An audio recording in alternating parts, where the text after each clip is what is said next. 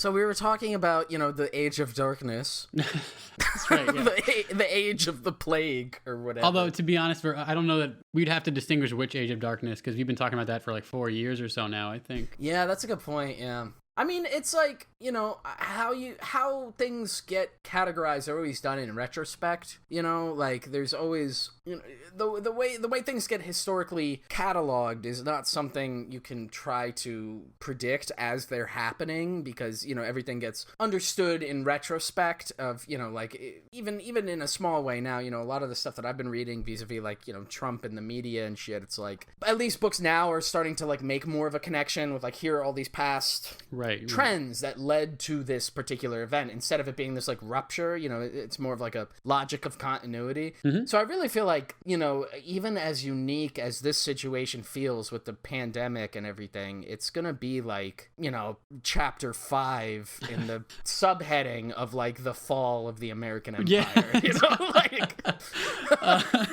Well, dude, I remember this is like a couple of years ago. Was this 2013 or something? I don't remember. But when there was like a debt showdown in Congress during the Obama administration, I think his second term, and was it Moody's downgraded the U.S.'s like credit rating or something like that from like whatever. And I remember reading like an op-ed that was like, this will be the first brick out of the wall of the whatever. And I was like, this, first of all, first brick? And second of all, it's like now 10 years later, we're like, we're just piling them on in terms of like the collapse. Right. Also, though, that seems like a really weird first thing to give a shit about in terms of that one didn't scream to me the stagnation of empire, but that's just me. You know what my peg is for the end of like this sort of Western Europe, North American dominance over the world. Like in 1,000 years, if we have some society then that's still producing some kind of literature. Right. The first chapter will be the World Wars, because I think that's you have to start it there, because that's the apex of that power. And like, what did they do with the apex of that power? They just slaughtered each other. Well, that's the wild thing about everybody who makes the case that the 20th century was the proof of like the everlasting new peace or whatever. It's like the first 50 years.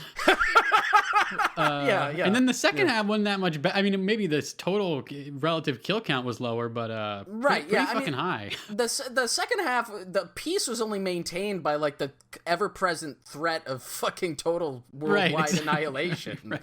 Well, and tons of proxy wars that just eviscerated populations. Yeah. Right. So it's very strange perspective. But I think that is the way to look at it, is that the world wars were really like, that's like you're saying, the apex of the Right. Because it's also like I guess you have that immediate like kind of boomer moment right after that, at least in, North America and to a certain degree in Western Europe, of like, it's also by certain people, even like lefties and stuff, sometimes referred to as like the golden age or whatever of capitalism, like this perfect balance of like the welfare state and, high degree of productivity and consumption and growth and everything.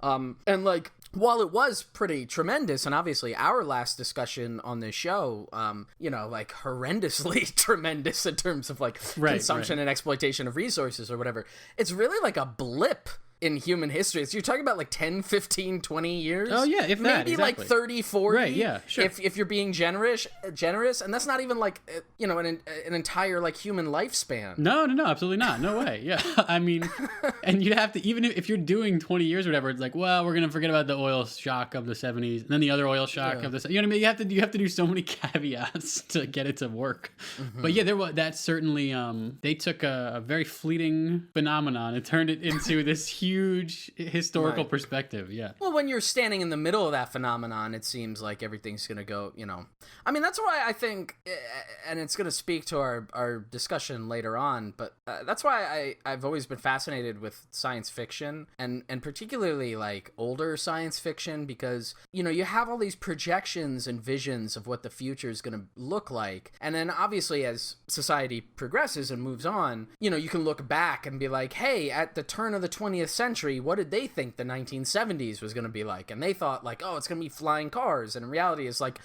lines at the gas station. Right.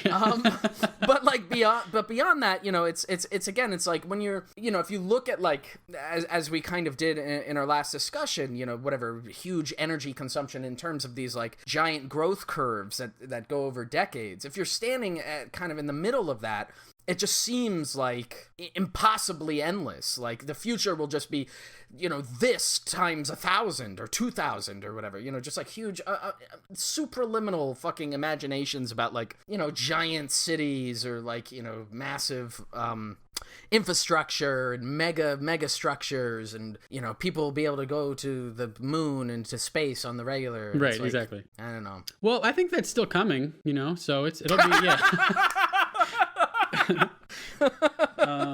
And that's it from us, folks. Right. Everything's on the up and up. Right, Don't worry. I mean, it just seems like a little blip to me. I don't know. The fact that we recorded a podcast over 2 months ago, we were talking about the pandemic, and now it's 2 months in, and we're still in the exact same. I'm in the same seat. You're in the same. We're doing the exact same thing. It's probably fine. Yeah. We have no better idea now than we did 10 weeks ago, but that doesn't mean anything. I don't think. And there'll be no long-term repercussions from this. It'll be fine. Yeah, it's gonna suck, dude.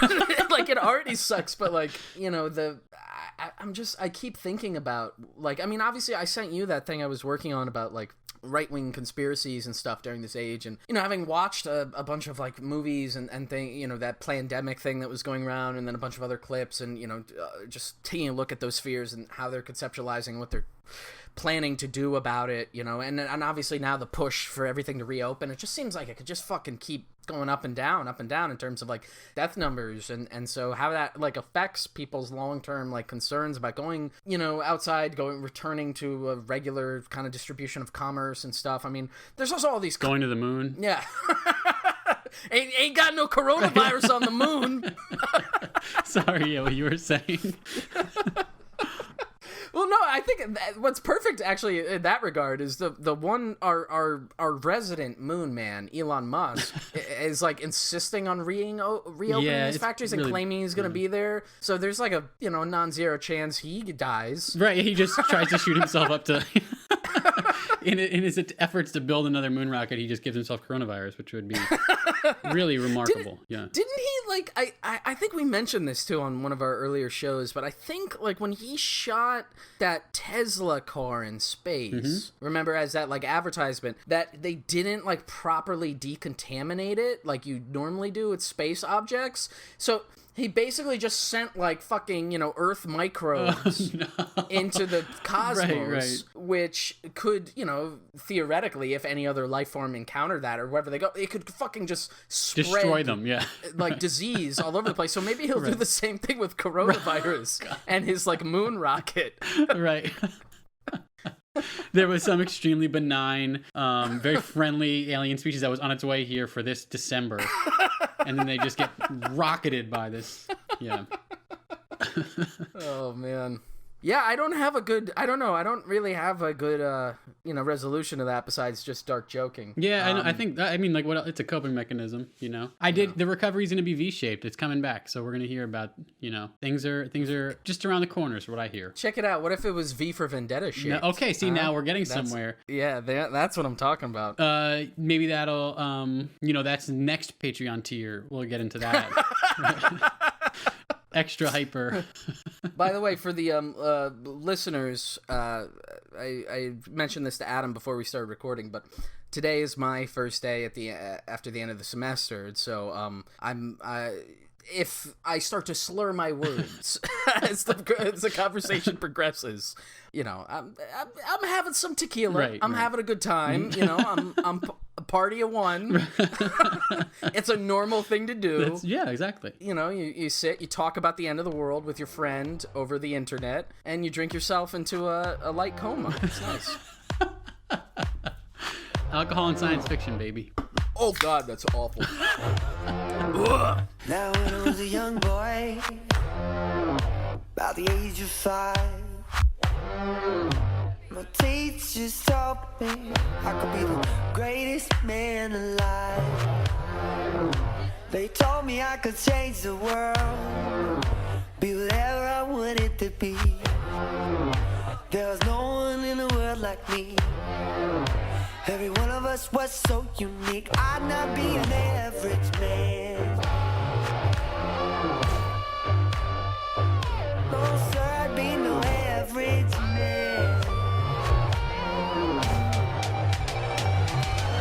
So I have those big dreams. Welcome back, everybody, to Eat the Rich. I'm Shane, and today we have joining me Adam Bofa again to do another follow-up in our series, Reading the Future, I believe is what we're calling it. Yeah, sounds good. Thanks for having me. I appreciate it. Of course.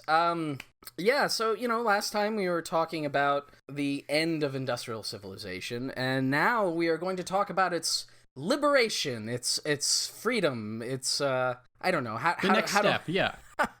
Or at least one kind of more utopic view, let's put it, of what an alternate future, an alternate world could look like. And specifically, we're discussing the book The Dispossessed by Ursula K. Guin, which Adam recommended and sent to me and is absolutely fantastic. I mean, off the bat, I gotta say thank you so much for, suggesting this and sending it to me. And, it's been on my reading list for a long time. I'm a big fan of Ursula K. Guin. I think she has a really interesting body of work in sci-fi literature. I'm not sure if listeners are familiar with her.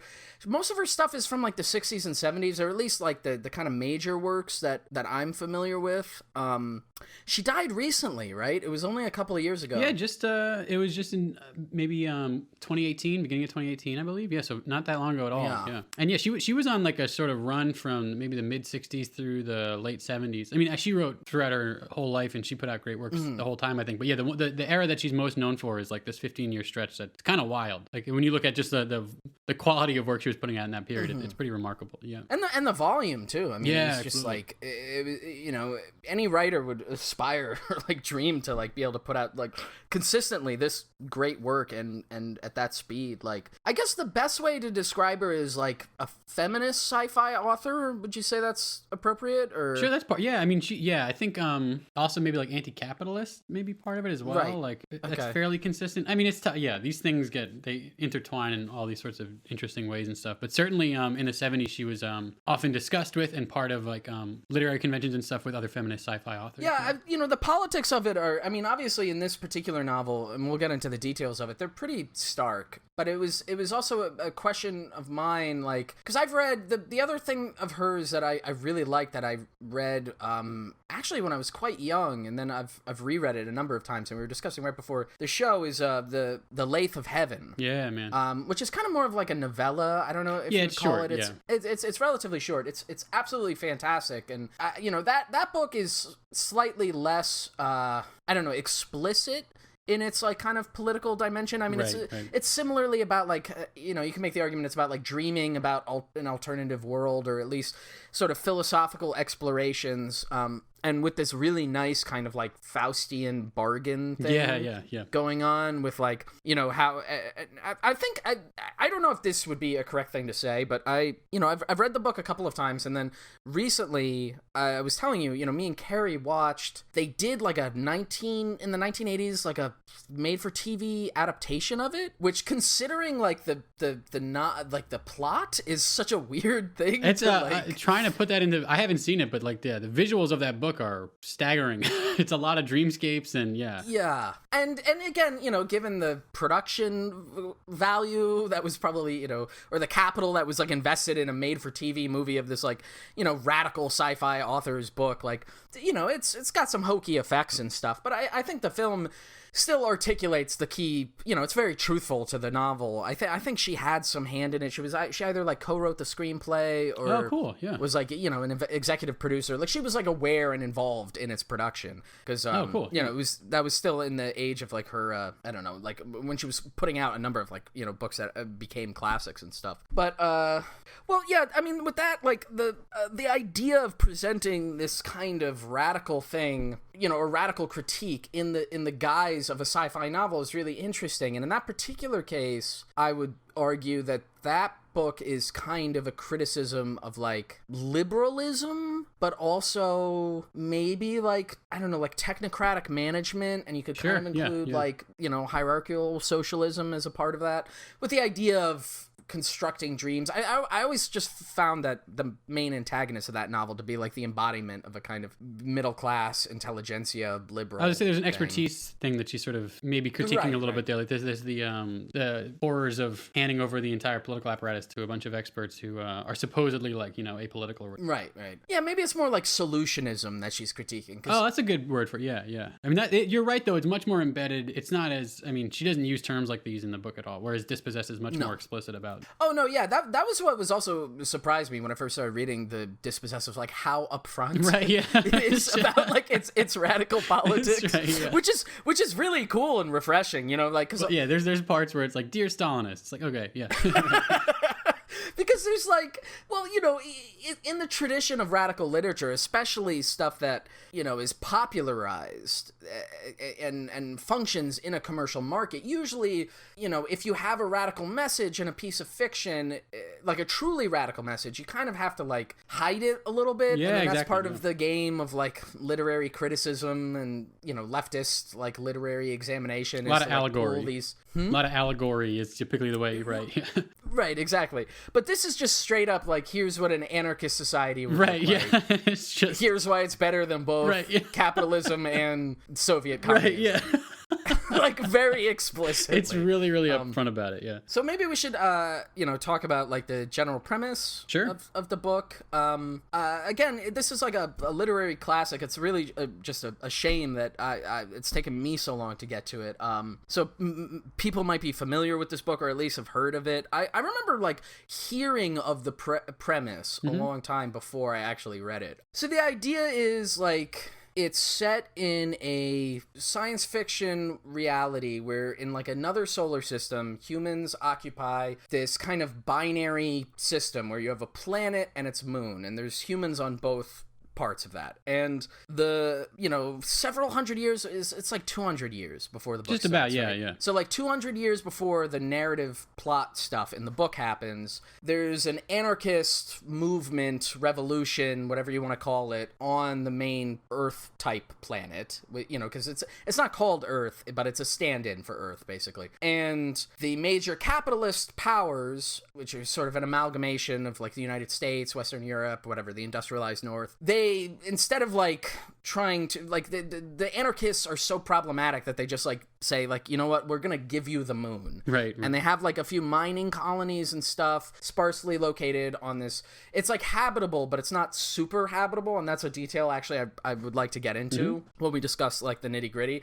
But basically, this group of anarchists goes to the moon and forms this anarchist colony, and eventually, takes over most of the habitable space on this moon, which again is more of like a desolate rock. It's mostly like desert. It's relatively like scarce, and they have this like tenuous agreement with the planet where like once a year they are going to mine some precious minerals or whatever that it is on the moon that is of value to the states on Earth, and they're going to send it back. And that's sort of their agreement to be like, you'll leave us alone to conduct our own business. And so the book, starts off, it's entering, the audience is entering this point where like this society has now been going on for about 200 years, and it's functional, it works. It's utopic, or as you were telling me about like the subtitle originally for the book. Oh yeah. Initially, when it was first printed, which was I think in 1974, the subtitle of it that was on the cover was an ambiguous utopia, which sort of gives you the sense of like, okay, so we've envisioned something very, very like utopian, but there's some nuances there or whatever. And then I don't know why, but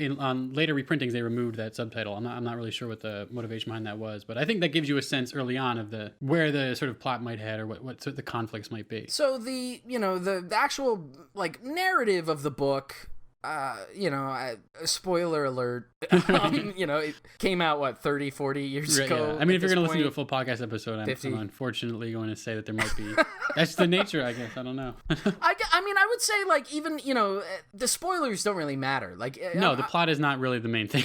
Yeah. I'll try to avoid some of it, but like, it's still worth reading. I mean, like once you understand that premise, you've gotten like the gist of the book, really.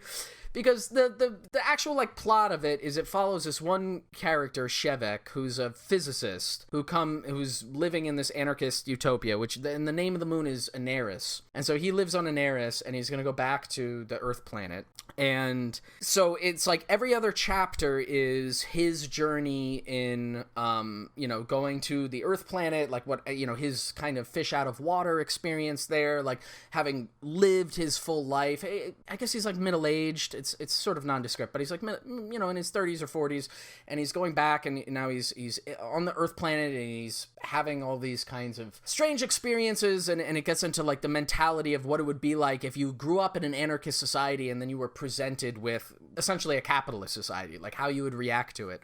And then concurrent to that, every other chapter is like, it's like a non-linear storytelling thing where it tells like the story of his life growing up on that, from birth through to yeah, exactly, to the point where it's like, it's him growing up on the moon leading up to his decisions to eventually, like, why does he leave, like why does he go and engage with the people on the other world. But as a result, as you said, it's not like plot heavy. Because it's, yeah. Right, exactly. Like the ending, I mean, we were discussing this before we were recording, but when I was getting to the ending, there are a few kind of like plot elements in there that could maybe potentially result in some like big climactic moment, and I was sort of like expecting like, oh, what's going to happen? Is there going to be some big surprise? And it's not like a surprising ending. It's actually a pretty like, oh yeah, that's what would happen right, to exactly, this guy. Yeah. But, so that's the general idea, and I guess the real value in the book and why I think it would be worth discussing between the two of us, and why, again, I'm happy you suggested it for this purpose, is that it basically gives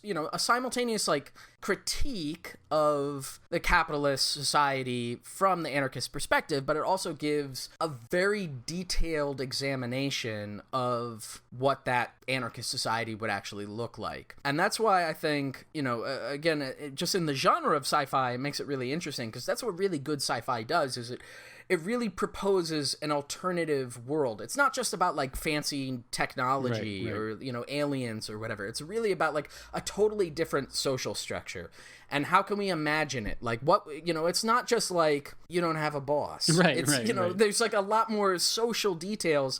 And, sometimes even in exploring this and kind of like top-down texts, like non-fictional theoretical texts, some of that can get lost in terms of like, how does this actually get implemented? What does it look like on the ground? Right, exactly. What are the relationships between people? Like, how does this socially change their value structure, their relationships and everything? And exploring it through a first-person perspective, and especially like the chapters that deal with like his life growing up and these kind of formative moments for him. I mean, it's a fantastic window into an alternate potential future. Yeah. I mean, I think what really struck me about it is that, as you said, it's a really comprehensive imagining. And so it's a sort of situation where she starts off with her initial assumptions about how the sort of foundations of this society might look like. And then she really interrogates what comes downstream of those things. Like you said, it's not just, okay, you got rid of your boss and your whole workplace is, structured differently or whatever. It's what does that mean in terms of interpersonal relationships? What does that mean in terms of how you're designing your cities and how you're conceptualizing yourself and your role in your community? It really goes very, very thoroughly into all those things, which is why I found it so exciting to read as somebody who's trying to make sense of this stuff. And as somebody who sometimes does struggle with like making sense of what theory looks like in practice, that sort of thing. This is a really, really it's a very thorough examination of what those things might actually manifest like. I mean, in other terms, this is like kind of a vision of communism. Yeah, 100%. Right? Like this is the idea that often the criticism of like the theorists like Marx and Engels or whatever is like they talk about like what the progression of steps is to get to a communist society and what the steps of revolution are, how to build a revolutionary movement and then how to seize power or whatever. But like they don't except in kind of very poetic language talk about like what it would actually look like. What would it actually be like to live in a communist society? And that's a question that, as leftists, certainly is something I think about a lot. It's like, it's very difficult to make that stretch of the imagination when you've lived in one particular set of conditions your whole life. Like it literally takes like a a leap of imagination. Absolutely, yeah. To just think about like what would this actually look like? Like if social relations were not determined by capital, what would they be determined by? Right. How would they work? Like and that's the kind of nice thing, and maybe this is the first kind of detail bit we can talk about of like how the society of Anarchists functions, is like there's a great rebuttal throughout this book to like every stupid right-wing accusation or critique of communism is like, well, if you didn't have money, why would you work? Right, yeah. Or whatever. Why everybody would just stay at home. Right. As if, capitalism hasn't literally created that condition for us right now. But like but I haven't left in 3 weeks, but yeah, exactly. But why would people do labor? Yeah, that's like a core central question, right? And I think as a starting point, talking about how labor is organized in this society, I think it's also worth noting that, like, the moon Anaris in this world is not like a lush, no, abundant world. And that's also a very particular choice, which maybe we can interrogate in a bit, but like it doesn't have a whole lot. No, it's resource thin, yeah. But the society still is equitable, and like everybody is, I guess like above the poverty line in the way we would conceive it. Like nobody goes hungry. No, yeah. And everybody has basic like commodities, or it can use basic commodities. Yeah, like, yeah. There's never any want, but there's also like there's no overconsumption. Like it's kind of like almost like a stoic kind of a way of life. I don't know if that's the way I think so. Yeah. Well, I think it becomes difficult even to conceptualize it in terms like poverty, because there's no ownership system at all. They literally don't have a means through which, she takes it a little further than some would describe it. Now you often see these debates online about like private property versus personal property. She's just out with the whole thing. She's sort of in the text. She's like, we're going to throw all of that actually out. So there's very little even personal property. So there's, in terms of what would constitute, a class system or sort of whatever, there's certainly like nobody is really in any sort of like material need in terms of lacking sustenance or whatever. That's the goal that they always aim for, is everybody should have enough to like get by and whatever. So nobody wants for anything during the typical period. Yeah. So in the novel, basically, like as if you're a citizen, or I guess you anti-statist, right, yeah. would say, not a citizen. If you're a free person who happens to be living in Anaris, like you just like there are distribution centers at all of the settlements for various different commodities. So there's like a food distribution center, there's clothing, it's like cafeterias and stuff. Like it sort of resembles dorm living in some ways. Yeah, I was gonna say like there's a lot of attention put towards like how interpersonal social relationships occur as a result of like kind of communal living, where like you if you want to live in a new town or something, there's like some central distribution office where they're like, oh, here's an available space where you can go live,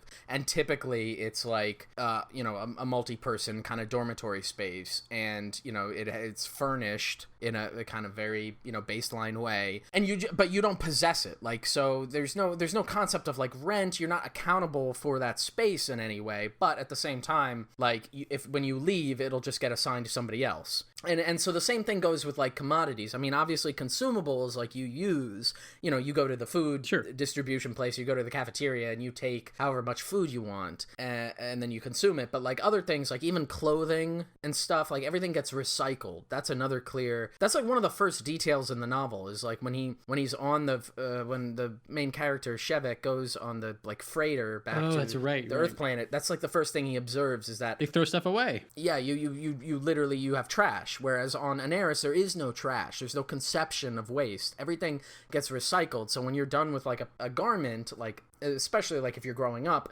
you put it in a recycling center, something happens to it. That part's a little vague. Right, yeah. Something happens to it, and then presumably it results in, either a refurbished garment, or it just simply gets turned into new garments for like other children or other people or whatever. Yeah, there's a really like funny moment at the beginning where the main character like goes into a new dorm. He's been assigned for some work, whatever, and he goes into a dorm room, and there's a blanket on the bed, and he's like, oh, somebody must still be living here, because he didn't anticipate there being a blanket. Right. He's like, oh, there's excess in this room.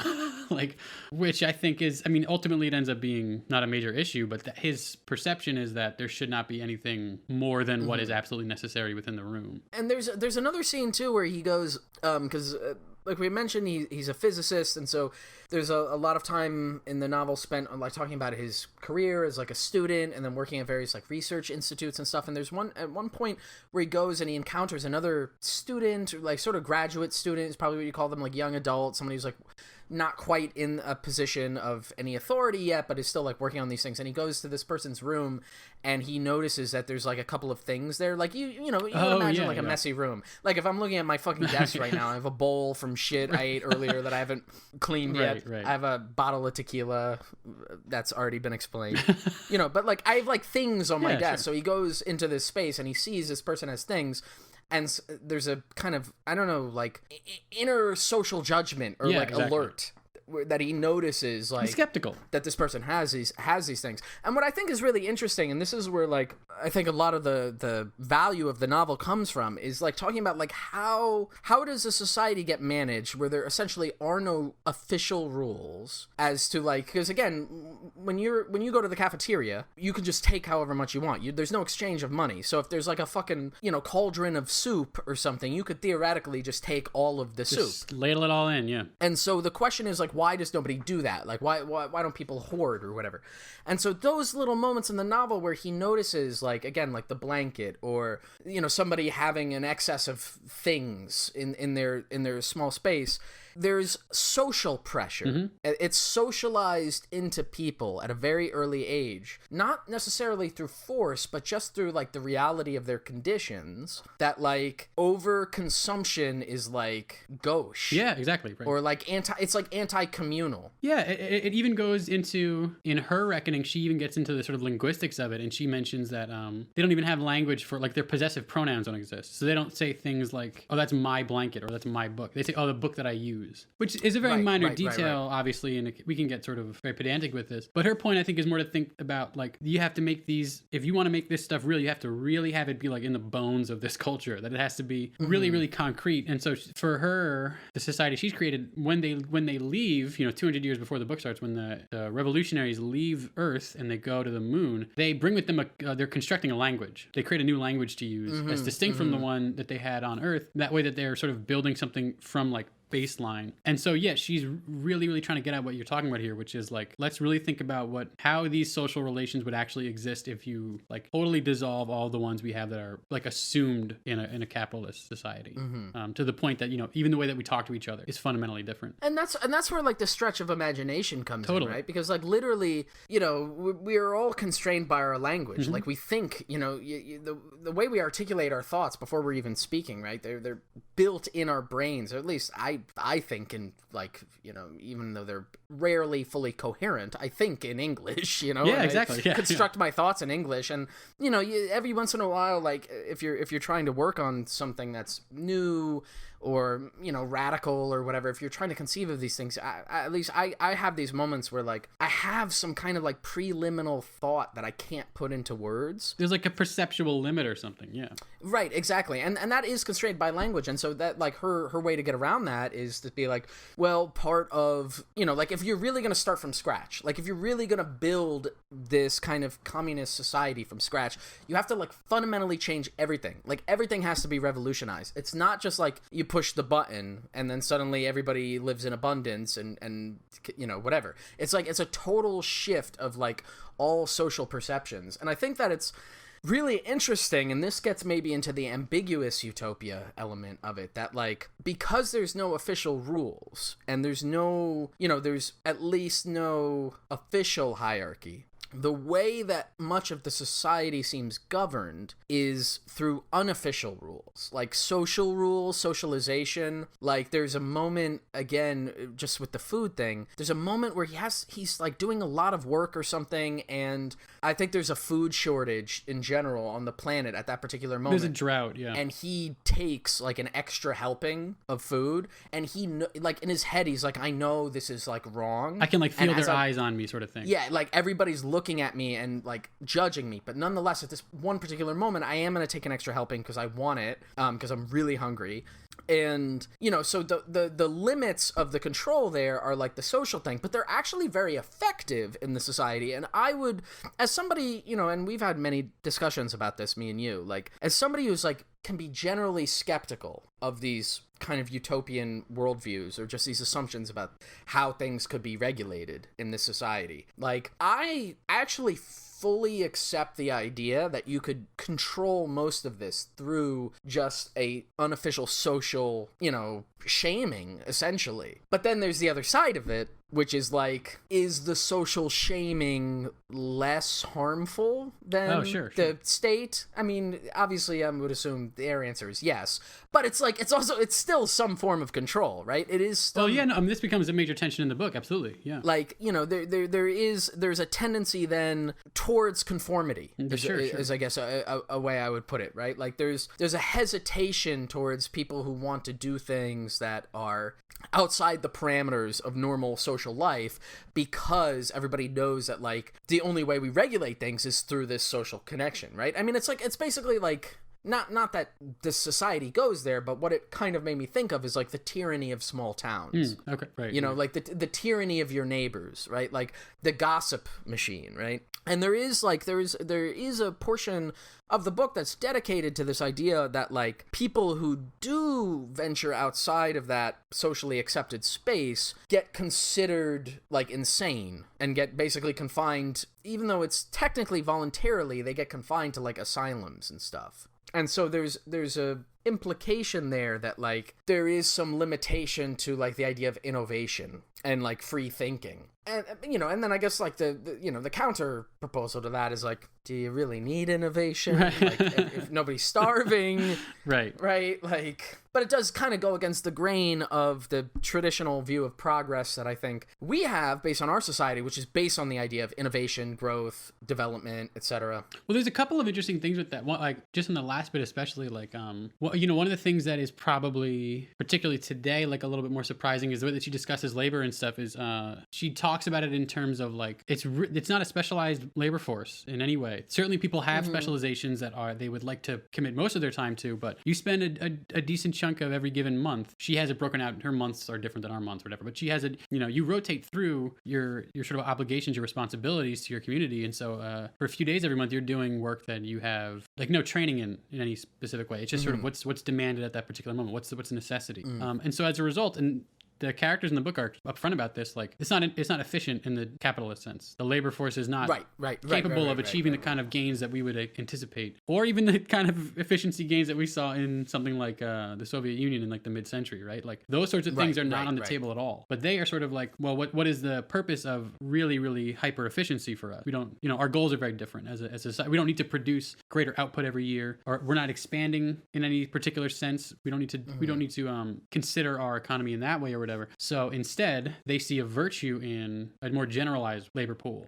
Everybody chips in at the things that are necessary, and then once you complete that responsibility, you've sort of earned, maybe that's not the term she would use, but you've earned your ability to then go and specialize and spend the rest of your month doing the things that are most important to you or whatever. So it's a totally different conceptualization of what work really is and who participates and to what end. But then that means that, yeah, the sort of, like, the trajectory of your society and your economy are going to be, like, vastly different. How you relate to each other as workers or peers is very, very different. And I think, you know, to your point about the sort of the tyranny of the sort of small town thing, one of the things that they sort of struggle with in the book is the physicist who sort of is trying to do more groundbreaking work, who has specialized and is really trying to be like, oh no, this is what I'll do my time in other stuff, but, like, when I have my however many days a month on my own thing, I'm going to really focus on some work that I think is sort of cutting edge. He hits the sort of wall of this, exactly what you're talking about. And at one point, I think he says something to the effect of, like, you know, we left Earth, but we brought the bureaucracy with us. It just took 200 years for it to arrive or whatever. Right. And I think one of the things that becomes pressing in the book is this notion that, like, you cannot be complacent about those issues. Maybe there is a way in which you could revolutionize social structures such that you don't need external pressure. But if you let these sorts of, you know, communal or social, like, peer pressure things take their place and don't hold them accountable, then it doesn't take very long for those to sort of take the part of what a police force might do or whatever it might be, a bureaucracy. Right. And that's a real risk she's trying to highlight, I think, and it's uncomfortable. Yeah. I mean, I think there were a couple of things there that I want to touch on, but to that last point that you just said, like, this is why I appreciate the depth to which she explores this and tries to examine how it would look like. Because in my short stint of doing kind of like activist stuff, one of the things that became very apparent, like in like Occupy, for example, right, was this like idea of like there's no hierarchies, right? Everybody has like the same value to speak. It was sort of this idea of like radical democracy, and it's a very beautiful idea, and in a lot of ways it worked and it flourished. But the difficulty of like when you have like an assembly, right, and you say anybody can speak, there's no formal rules about like how you can speak. Not to say that Occupy really didn't have any formal rules, but like when you're aspiring to that idea, what ends up happening is like hierarchies do form, but unofficially, and those can be based around, again, like social connections, right, like the basic elements of popularity, cliquishness, people who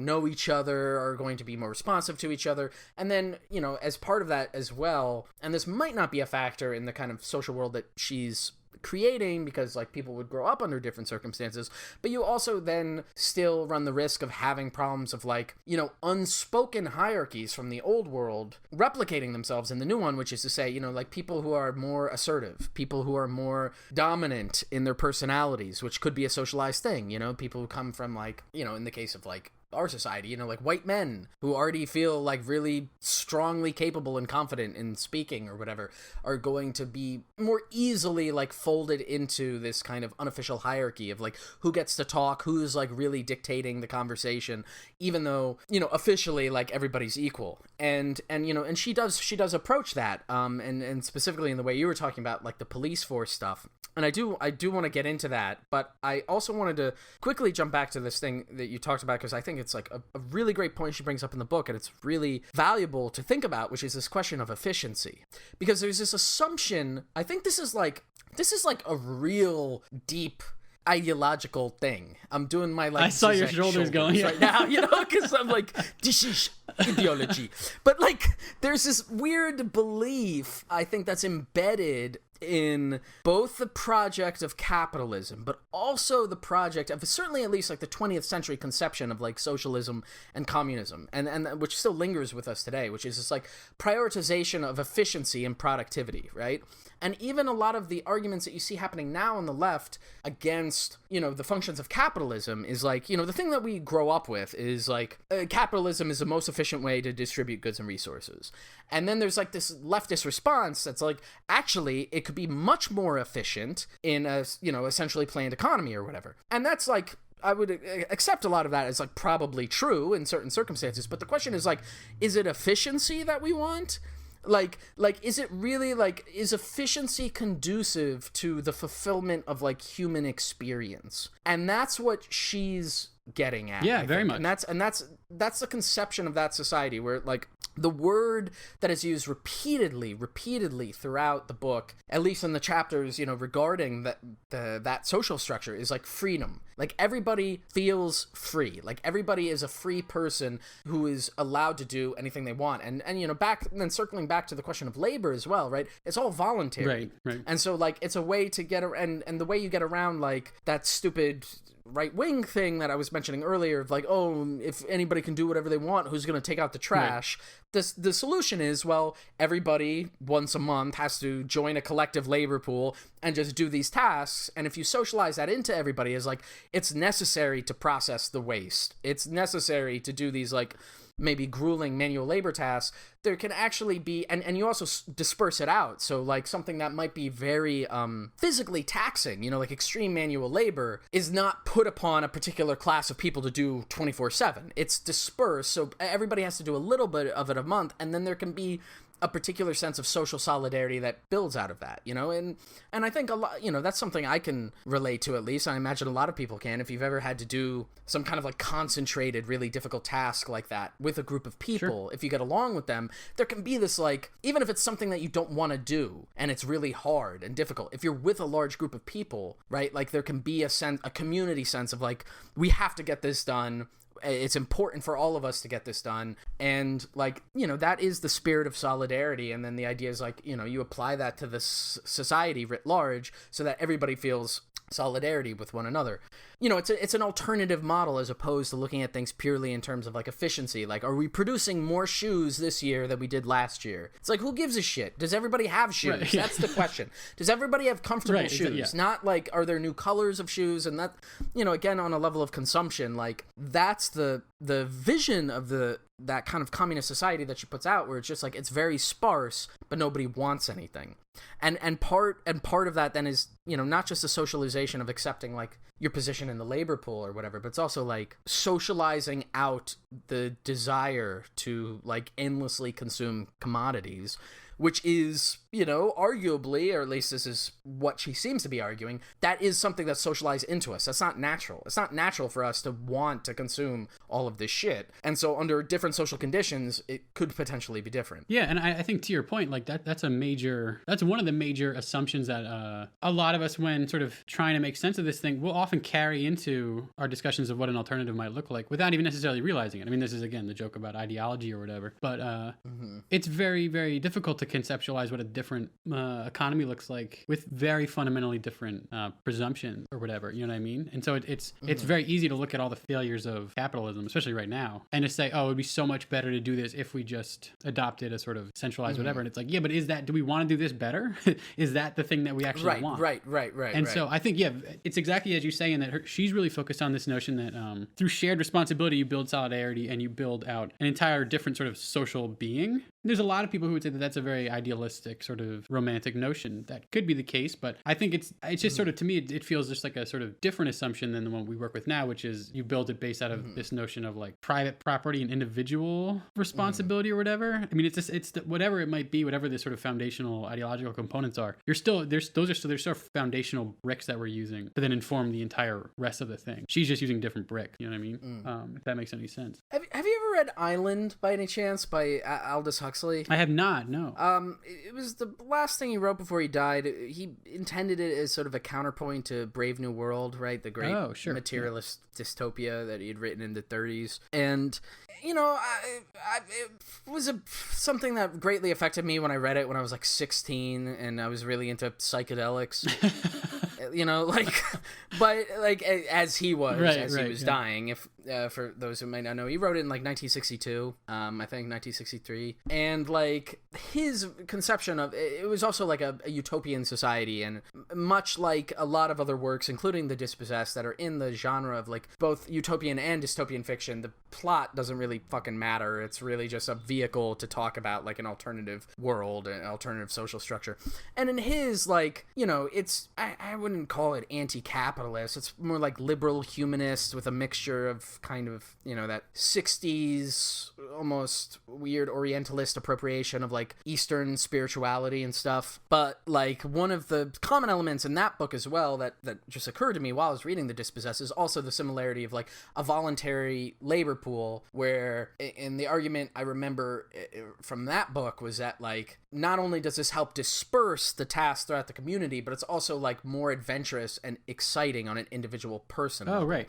So like, you know, basically confronting the kind of more cultural malaise or whatever of like doing repetitive work, right? Like it sucks if you've ever worked, you know, long term in a fucking full-time job and you're doing the same shit over and over and over again, you know, it can feel just like soul crushing or whatever. And so the alternative here is like, instead of that, like you do like a 3-week stint doing this, or you do 2 months doing that. Maybe if you want to, you specialize in a particular labor thing.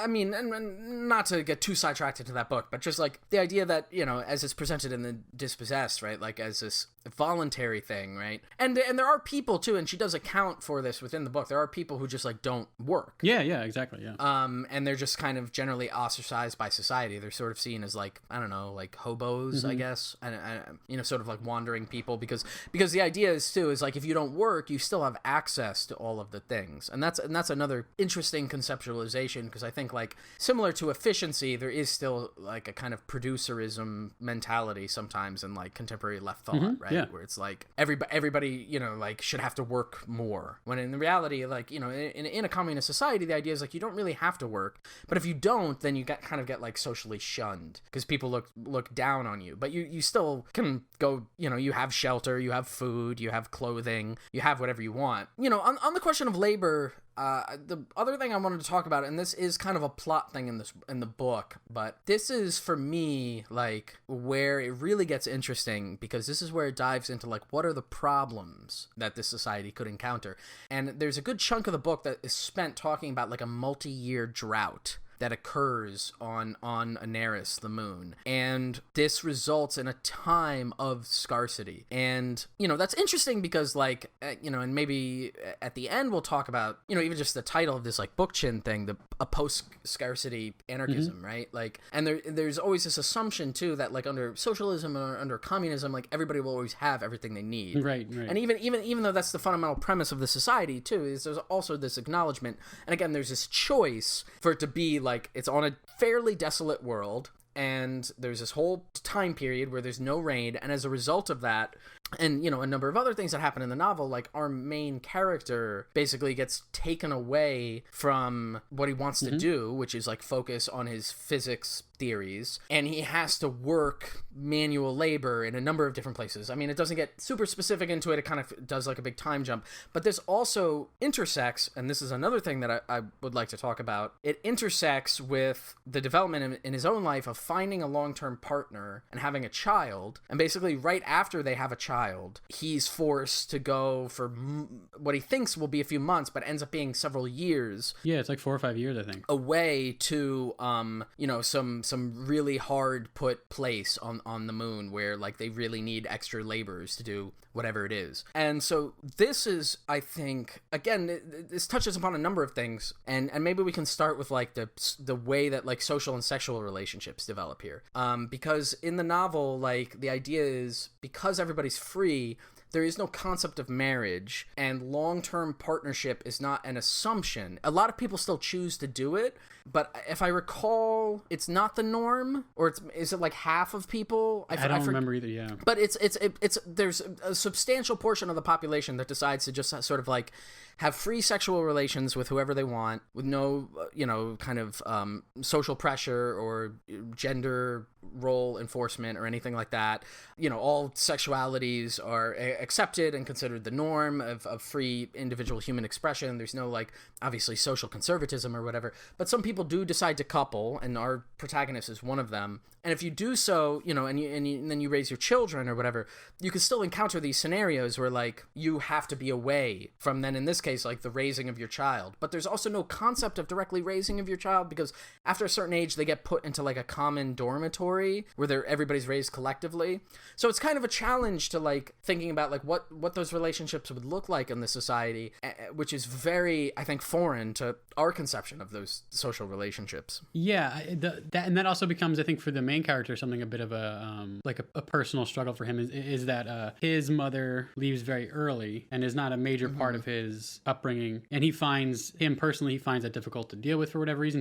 They have like conversations later when he's an adult, and they're very fraught. Like there's clearly a lot of baggage there, and so on the one hand, she's presenting this, like Guin is presenting this image of like it taking a village kind of thing, but actually like no, we're gonna, not because it's sort of a burden, but because no, everybody can, if we're all gonna be part of this community together, then we can all involve each other in our sort of familial life or whatever, right? And so everybody gets to know each other's kids, and we're all sort of working together at school, and we're all sort of whatever. But then what about people who are having issues with that sort of arrangement? You know what I mean? She's continually trying to look at the way that these utopian settings might leave certain people out, because a one-size-fits-all approach might not always be one-size-fits-all, right? But as a result, it's a really fundamentally different way of even conceptualizing like childhood or marriage or any sort of interpersonal relationship, because they're just they're not viewed in the same sort of compartmentalization as they are here. The entire like apparatus for dealing with another person is totally reconfigured. This makes me think about, like, this is what came up for me when in those portions of the novel when I was reading them, like, in the 60s and 70s of like the sort of hippie new left kind of movement, right, which is like not necessarily, I wouldn't map that directly onto the Dispossessed, but they're coming out of similar moments, right? They're responding to similar things. There was this like moment where a lot of those people, the ones that didn't just become like terrorists that started blowing up like post offices or whatever, They like, you know, they decided to like do this whole like go back to the land kind of thing and set up a number of like communes. And I've always been interested in that life because there's a romantic idea to it, sure. right? Like there's a, you know, to go, let's start a newest society sort of off the grid, outside of the confines of capitalism. Instead of just theorizing about whatever, let's like go actually try to like build what an alternative world would look like. And a few of them survived into our contemporary era. I would make the argument that the ones that did because they became cults. Oops. But like a lot of them fell apart. And the reason why they fell apart from my, you know, kind of brief study of it is because they encountered specifically the issue of like coupling and children, like how to deal with that in a sort of social collectivized space. So these were, you know, these were ideas of like, let's go and create like a collective farm, essentially, where everybody works together. You know, we operate on some kind of communistic, communalistic division of labor. And, you know, some of them like did quite well and thrived in that model, except the difficulty came around with like, you know, sexual relationships, you know, because it's very easy to come from this capitalist patriarchal world that we live in and be like, oh, we should have free sexual relationships until, you know, the person you love is like fucking somebody else in the next tent and you go, oh my God, I hate this. I want to kill everybody or whatever. And so, you know, that presented problems. And then also there was the problem of like rearing children, because a lot of these communes were set up with the presumption, like you were saying, of like, oh, it'll take a village. Like we'll just raise the children in commonality until that sense of possession rears its ugly head again. And you go like, but this is my child. Or you had like situations where they just inevitably sort of fall back on like, oh, this is women's labor. We're going to, you know what I mean? That's what we really meant is all the women will raise the children, that sort of thing. Right. That was the other end of it too, is that a lot of unfortunate, like, you know, social conservative ideas about like gender roles came to the fore, right? Where that division of labor was not equitable. But like, you know, a number of these problems led to essentially these kind of communal attempts at communal life, like breaking up. And, you know, obviously it doesn't get that extreme in this particular book, but the same issues are at least in part the like, you know, the things that make our protagonists kind of question how the society is functioning, right? Like it does make him think a little bit about that. And I don't know, I think that's like, you know, to that end, the other thing that the whole kind of project of the anarchist society here makes me think of is that, like, similar to the back to the land movements, right? Like, ultimately, the problem was, like, one can make the argument that I'm making the argument. I don't know why I abstracted that. I am arguing something emphatically.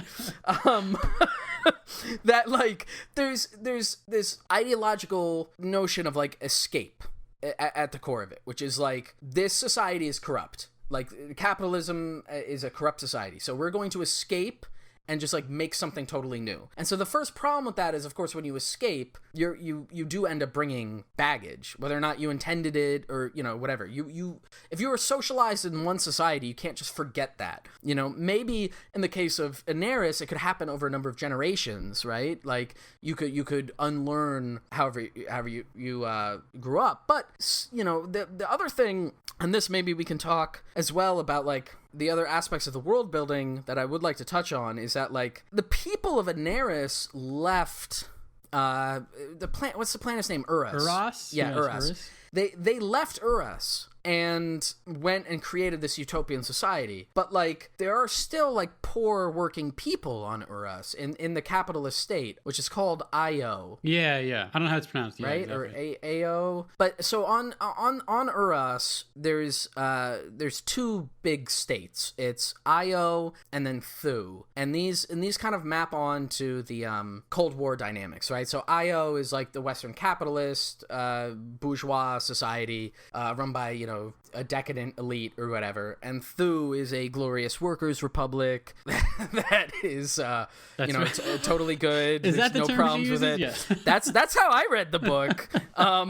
You know, they're managed by a technocratic vanguard, right. Who and most of the book, by the way, you know, he gets invited to Io, so most of the book is him sort of encountering these capitalist dynamics, bourgeois dynamics. There's a particularly great scene where he goes to like a shopping center for the first time, and he like almost wants to vomit because of just the pure excess there. But there's also this, this other state, Thu, and there's a few moments where he like talks to like people from Thu, and they get into these arguments because the Thuvians or the Thuians or whatever. I'm just gonna say the Soviets are like, comrade brother. You live in a communist society. Truly, you should have come to like our state instead of the capitalist state. And his argument, and he has a great line, he's like, you only did a halfway revolution. Right. So, like you still have like state power or whatever. But, and this is like, it's sort of plot-wise gets here towards the end of the novel, and this is the thing that I was thinking about a lot. Like, there is an argument to be made that, the people of Anaris fled, and part of the reason why he wants to go back so many hundreds of years later is that he feels guilty in part about like the fact that like there's still so much of the world that is of humankind that's living in like squalor, poverty, oppression, and alienation because they live as subjects of this awful system. And like I don't know, I think there's something there, and I think whether or not, I don't know if it's intentional, this kind of idea of like there's an escapism to this utopia that doesn't actually confront the idea of like how do you revolutionarily accomplish that on Earth, right? Yeah, it's there's a sort of thing that appears that they reference a few times throughout the book, very, very specifically, but I also think it relates to a lot of the themes that you're talking about here, which is this notion that like the revolution doesn't end. It actually is perpetual, like in various forms. There's an initial one, and then each sort of day and year and decade afterward, you're continually remaking it, which again, we can talk about this as being sort of idealistic or whatever, but she's pointing to it in a number of areas, one of which is what you're talking about in terms of gender roles and stuff. And one of the things is, and it's a little bit more subtle throughout the book, but we do have evidence throughout the work of like, they haven't obviously it's certainly much more, there's far more equality between like various peoples of gender, various genders and whatever there than there is on Earth. But we still see instances of discrimination. We still see instances of people holding sort of prejudices or weird sort of views based on presumptions they have or whatever. So they haven't totally eradicated that. And then certainly in terms of what you're talking about with like their sort of abdication or whatever, like, their removal of their responsibility toward the people of Earth. I think she's gesturing toward this notion that like, yeah, you can get sort of, you don't want this stuff to sort of calcify and say, oh, we've reached a plateau and now we're no more. We're done with that sort of thing. Right. And so her sort of consistent way of discussing that is to say that they have to think about it in terms of you're constantly recreating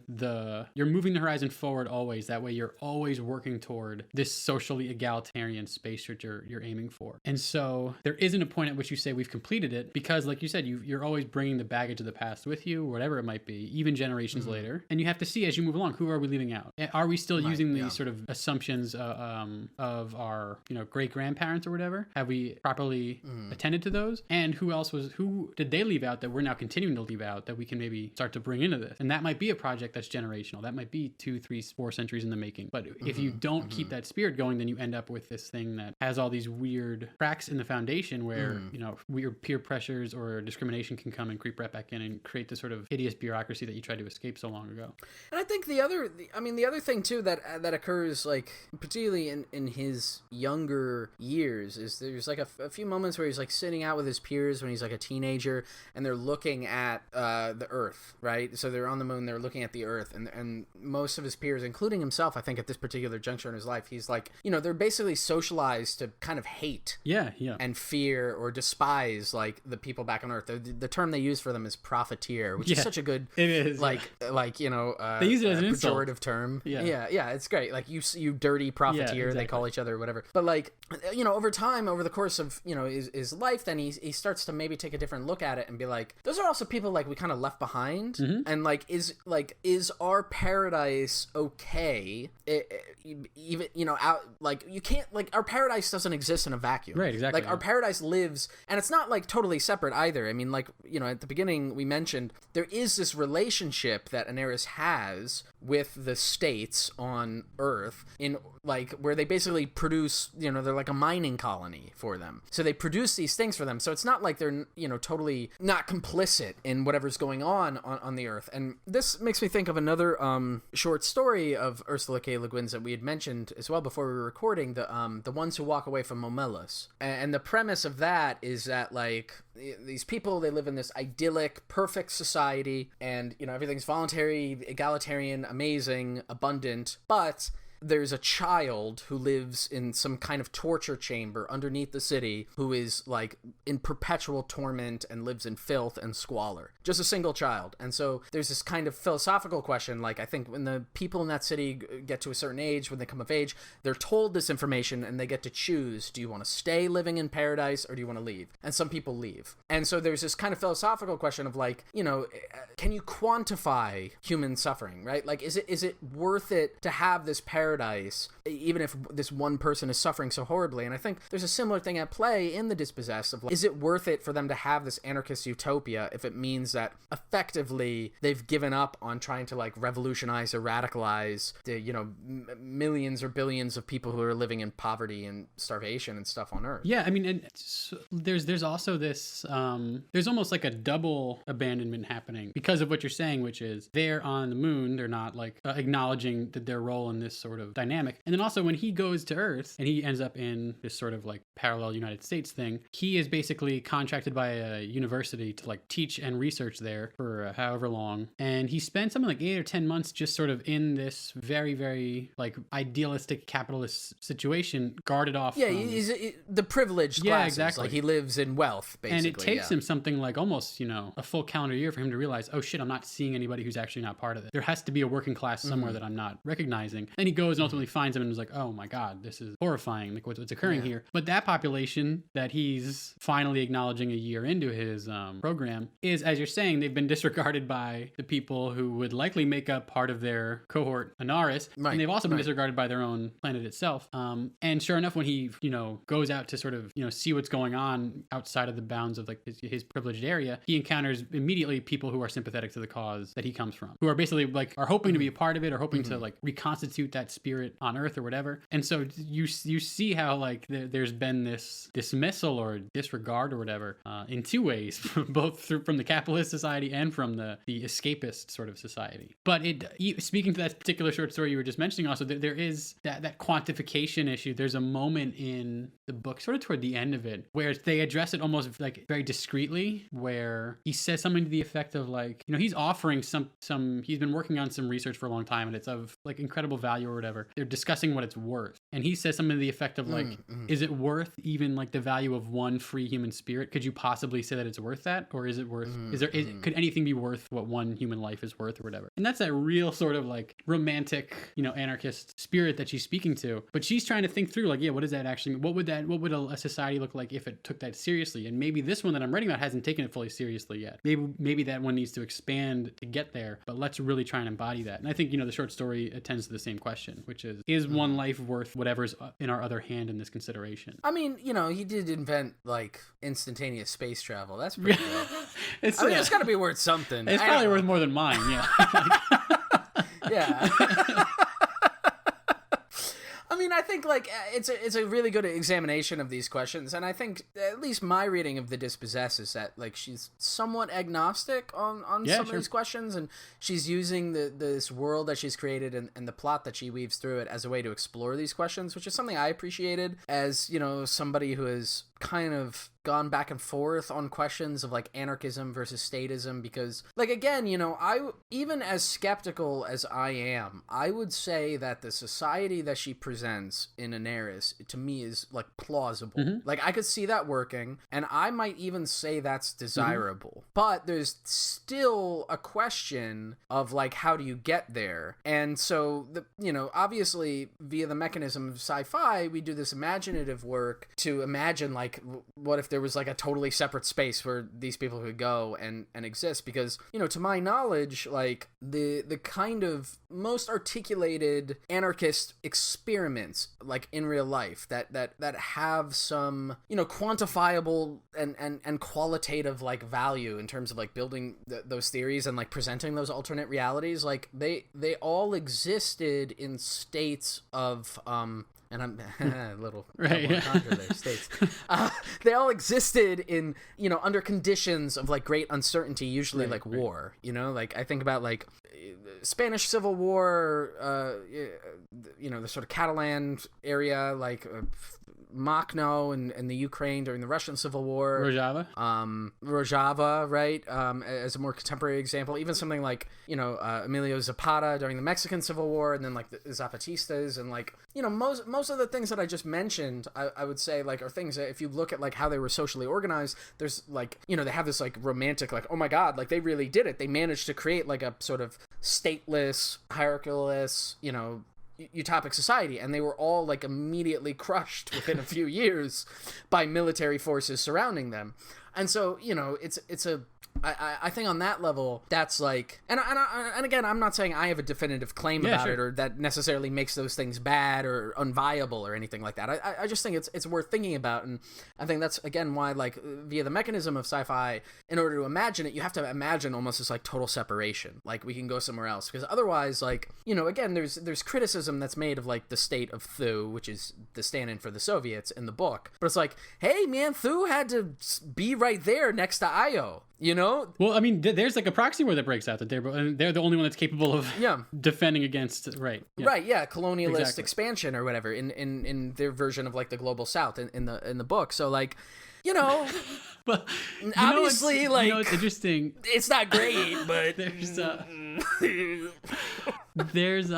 she sort of writes herself a circumstance, and I think very intentionally, because she wants to address very particular questions. And so she writes her situation in such a way that like there's no potential imminent threat of military invasion. There's like a sort of demilitarized zone that's been established in the interplanetary space here, that we've just admitted we're not going to sort of address each other in that way. Part of it is, I think, because she implies that the revolutionary movement that led to this was fairly like, it was really significant. It was not it was really like, foundationally threatening. Now they might have been able to quell it or whatever, but they decided to let's just deal with this some other way. Let's get rid of it rather than whatever. Right. Yeah. But there's another book from the same period that often gets talked about in similar like circles called Woman on the Edge of Time by Marge Piercy, which came out just a year or two after this one. But it's also about like a possible like anarchist sort of society and what it might look like. And there's a lot of similarities because they're contemporaries of each other, and they often they're running similar audiences and stuff. But one of the things about hers is Marge Piercy writes about a potential anarchist society that is extremely localized. So it takes place just in part of, I think it's Massachusetts maybe, in a potential future, like maybe 150 years from now or something like that. But as a result, it's actually under threat of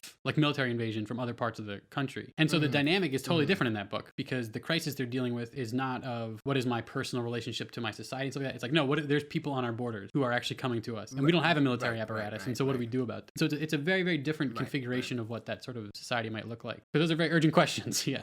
I mean, I was going to say too, is the book I mentioned earlier, Island, although not like fully necessarily something you would nest in the leftist tradition, still tries to imagine this utopian world which has existed for a few hundred years. And the whole plot of Island is that they're being invaded by an aggressive quasi-fascistic neighbor. And, spoiler alert, the end of the book, the fucking fascist neighbor takes them over and conquers them. Like, that's the last scene of the book. But the point that's made in there, which again I found particularly profound when I was like 16 and really high, was like, it's all about like the being in the present, and it's all about accepting this kind of like life cycle of things where like things don't last. And so it's not a question of whether or not the society could have lived forever or be replicable on a global scale. It's just, isn't it beautiful that it existed for a certain time? And maybe sometimes that's all you can get, these like little moments of peace in the conflict of history. And again, there's a certain kind of poetry to that, but then at the same time, like I don't know, I had a very profound difference when I read the book when I was like 16. I was like, whoa. And then when I was 20, I got to the end, I was like, fight back. Like, if the Nazis come, form a people's army and destroy them. Fucking just like tear down all of the forests on your stupid idyllic island, build T-34s, build a giant tank army and crush them. I mean, this is why too, and I'm gonna do that really cool thing where, since we're running out of time, I'm gonna get to very quickly bring something up and then not go into too much depth or receive any criticism for it. But like, I think, you know, in evaluating the project of like sort of state socialism or just like state-based revolutions that have happened, like, you know, sometimes, you know, the criticism can be like both from a kind of liberal and conservative perspective, but often also an anarchist perspective I've seen is like, you know, there's this accusation, which is very true, that like, oh, these bureaucracies, these hierarchies, like, you're just going to replicate them, you bring them back, and so even if you try to revolutionize one thing, you're not going to accomplish like a full revolution. But the counter to that is like, you know, whatever the personal motivations of those people might have been, it's easy to look back and be like, oh, they were just hungry for power, or they just wanted to be brutal or whatever. But, you know, the material reality was like, there was this thing where you had to like defend the revolution. Like, the revolution was under assault, and it's often not the revolutionary period itself that defines how that society ends up looking. It's that period that follows the revolution, which is like, now we have to defend the revolution. And defending the revolution means like defending it at all costs. We have to militarize all of society, and then that's the thing that ends up lingering and, you know, I don't know, fucking everything up, I guess. To that end, again, no, you don't get to respond to that. Nope. Adam agrees with whatever I just said. My mic was cut just as that. Yeah. I do want to spend the last bit of our time here talking about Bookchin, because you know, he was an influence on Le Guin to write this novel, and you shared with me some texts of his, and, you know, I googled him. I googled Murray Bookchin. Yeah. I did the meme. I looked him up. It paid off. Yeah. He's good. I don't know. I think it's pretty good. That might actually get you more shit than the thing you just said. I know. That could... Oh no! Is there some like factional hate of him? Oh yeah, God. no. I mean, that's the way it is, right? Yeah. Yeah, whatever. But yeah, he wrote. You know, he's an interesting character, and he published a series of essays in the late '60s called Post-Scarcity Anarchism that ended up being influential to Le Guin, who I think at some point reached out to Bookchin and told him like, oh, I used some of your, or I was influenced by some of your ideas when I was crafting this hypothetical, this fictional anarchistic world here. So if you read his essays from that period, there's a lot of parallels, very intentionally so. But he himself was an interesting kind of person in that he his like sort of theoretical ground changed as he went through his life, and he began as a Marxist, but then I think as he got older he became more disillusioned with the sort of the state of contemporary Marxism. So this would have been like, you know, 50s, 60s, 70s. Well, there was nothing bad going on then. That's right. He was I'm just saying to explain his perspective on this stuff.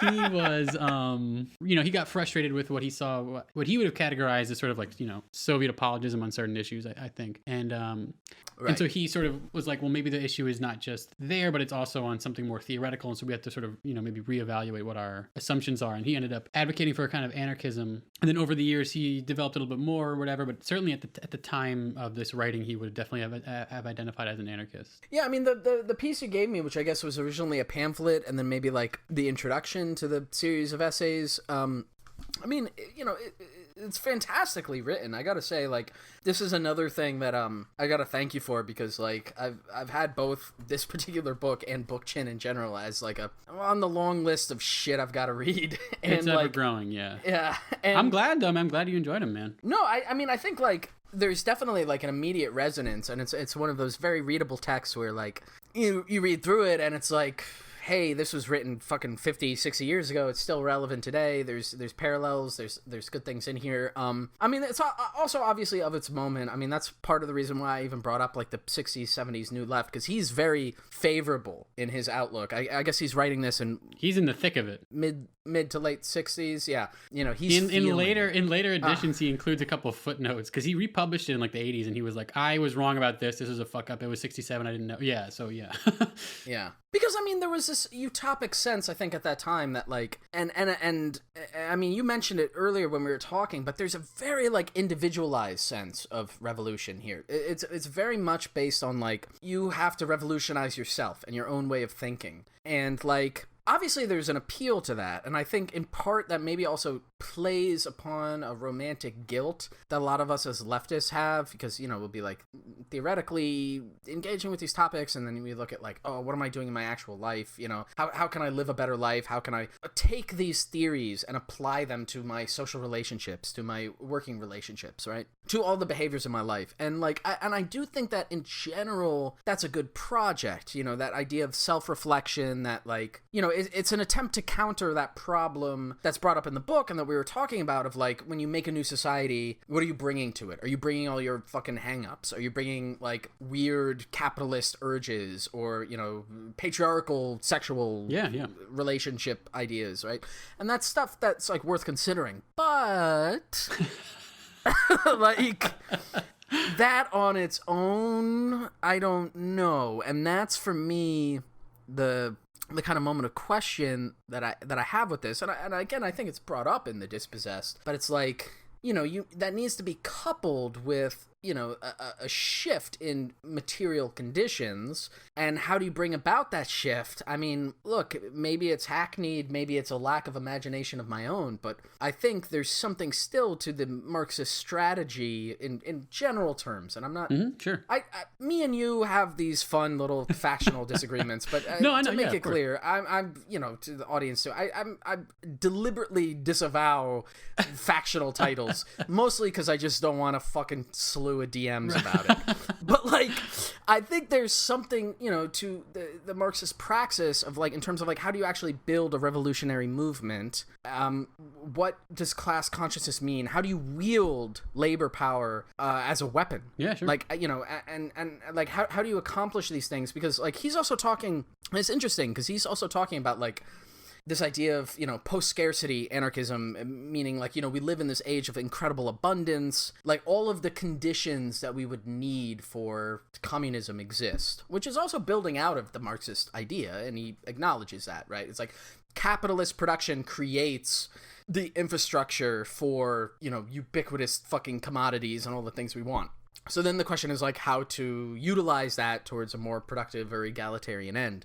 But he's also like, he's talking a lot about like people as consumers, and like obviously that's still something very present today, but like, I don't know. He's, you know, he's in the, even though he's managed to step out some of the ideological parameters of it, he's still standing in the middle of that growth curve. Yeah, totally. Yeah. You know, like he's still looking at like the fucking productive capabilities based on like an exploitation of resources that could only have happened during that period and did. And I mean, he's not pro growth or anything. No, like no. He's very against that.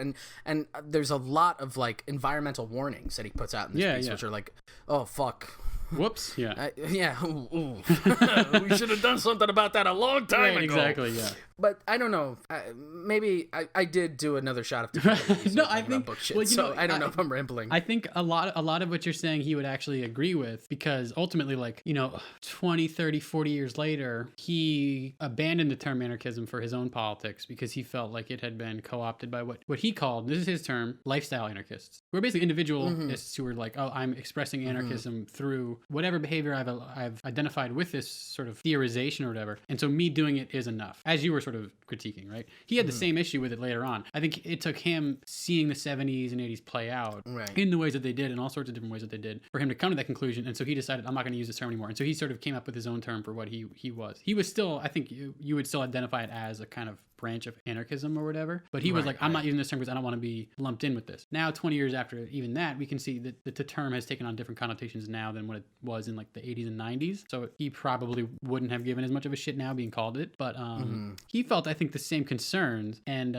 certainly, like, you know, one of the things that's, all this terminology gets so fucking weird. And I think one of the issues with this sometimes is that it can be easy now to overlook or to sort of miss the fact that a lot of these sort of like left politics are not representative of explicit, coherently like categorized ideologies, but political tradition. Like they were movements that originated, and in many cases, people overlapped. They were involved in the same like struggles, the same unions, the same social movements, whatever. And then they developed in all these sort of intertwining but also disconnecting ways. And so it can be difficult. The alphabet soup of fucking revolutionary parties. And it's as you mentioned, you know, at the beginning of this thing, like a lot of what she's describing is, you could call it a communist society. Well, then what's the difference between communism and whatever, right? There's this whole sort of debate. debate. I think part of it for me is, if I'm trying to make sense of what these differences are here, is this question of power, which is exactly what you're discussing. And one of the key ways I think that they would identify the difference, because it comes up actually in both texts. I highlighted it because it stood out to me. But he mentions I think somewhere in this, he says something like, we're interested in not the seizure of power, but the dissolution of power. Yes. There's a totally different conceptualization of what you're supposed to be doing with the power that you the strength that you have. Power is the wrong word. Like the kind of the force of people and the movement and the momentum you've got. What are you doing with it? She actually echoes this almost verbatim, I think intentionally, in the book. There's a point where Shevik, the main character, meets the anarchists on Earth who have been, abandoned by their society. They're workers and they live outside of the gates of privilege. And they're talking about fomenting a new movement. And they're arguing about what the next step is. They're going to maybe stage a riot or something like that, or mass protest, general strike, that kind of thing. And the guy who's sort of the leader there says, we don't want power. We want the dissolution of power. I forget the exact phrase, but it's almost like a verbatim restatement. And he's like, well, what do you say? Like, is that what we want, or is that what we want? And it's the same thing. And for me, that's where the sort of the dividing line is probably in a lot of this stuff. If you're trying to figure out, like, what the hell, they're both talking about like a moneyless, classless, egalitarian society. Like, what the hell is the difference between these things?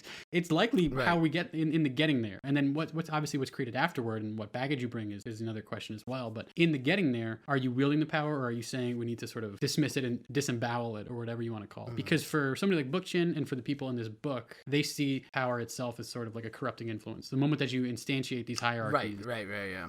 Even in the revolutionary moment or whatever it is, even in the building of solidarity, you've sacrificed. No matter how good the intentions, bureaucracy becomes a bureaucracy. Right, exactly. They see the power. The moment you create those sort of things, it's a downward spiral. I mean, he also specifically, he kind of calls out the Marxist tradition, at least in this text, about like focusing too much on like this transitionary moment.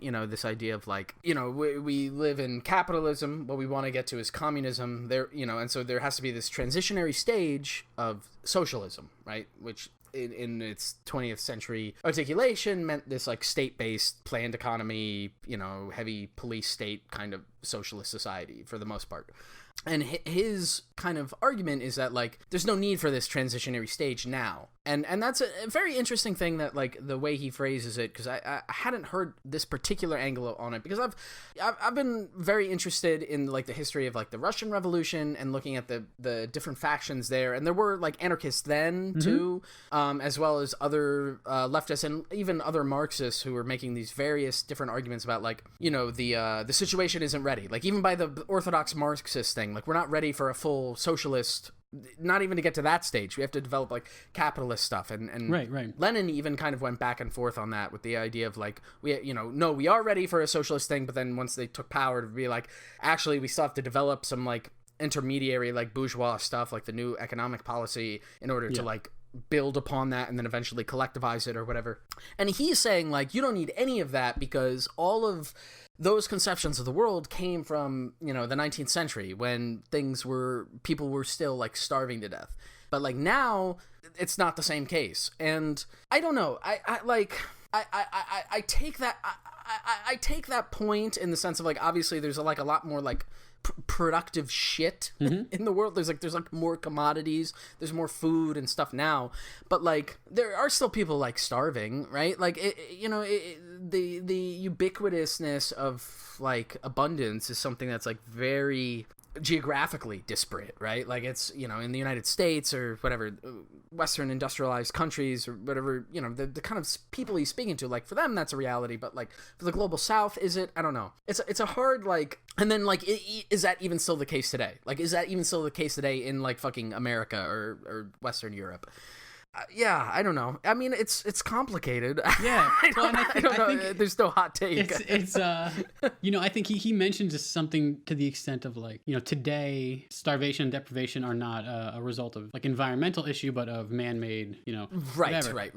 When I think what's interesting is when Le Guin goes to write her book based on some of this stuff, she doesn't create a planet that's super abundant. Exactly. She does the exact opposite. Yeah. And so instead of, she's basing it on what Bookchin's talking about, but she's taking it in a different direction and saying the way you can get to equity in this sort of situation is through a like really vigorous, like ecological, like recycling based, quote unquote sustainable approach that is like it's like fucking Dune, where they have like they're not wasting anything, you know what I mean? It's like their entire planet is like this fucking stilt suit or whatever, what's that thing called, the thing that recycles all the water that they produce so they can drink it out in the desert. Their whole planet is like that. Like they don't waste anything. It's all recuperated and reused. And so she's twisting what he's working with with a little bit, which I think is really interesting. It's very easy to write the version of this where you just have this gorgeous, super lush planet that has everything everybody wants, and so thankfully, we have enough resources to feed everybody and to give everybody everything that they need to get going. And she disregards that and says we have to make it a little more complicated. And so it does. I think in a lot of ways you could actually look at it from the perspective of contemporary ecological crisis, climate change, degrowth. All these questions are actually kind of wrapped up in this book, depending on how you want to look into them. I mean,